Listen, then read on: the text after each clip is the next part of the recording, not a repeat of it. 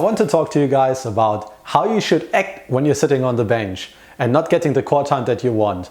I was watching the Cleveland Cavaliers play last week, and they had Jeff Van Gundy and Mark Jackson as the commentators. And I just love listening to those two guys bounce off each other.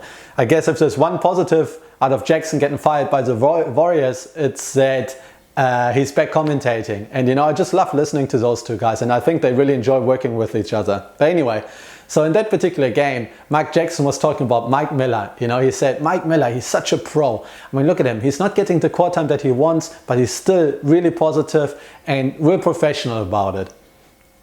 And Van Gundy, he picked up on it, and he basically said that when you're sitting on the bench, you've got two choices. Number one, you can wait for your opportunity and be complaining about not getting more court time, or choice number two is you can be actively involved in the game and supporting your teammates. So obviously in that game, Mike Miller was real positive. You could see him jump up, clapping, being encouraging. And I always find it great to see a veteran, who's been around for a long time, have that type of mindset when he's sitting on the bench. So what does that mean for you? Well, if you're unhappy with your court time, right, you do not want to be a victim, okay?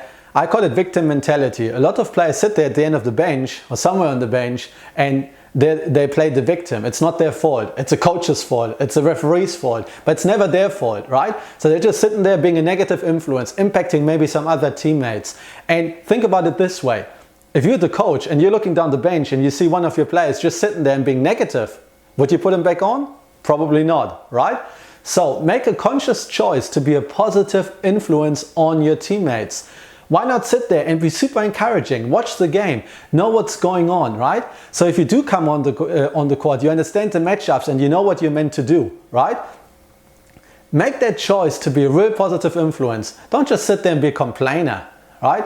Don't take the energy away from your team.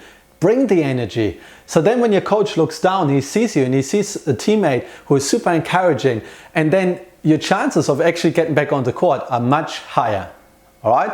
So think about that next time when you're sitting on the bench.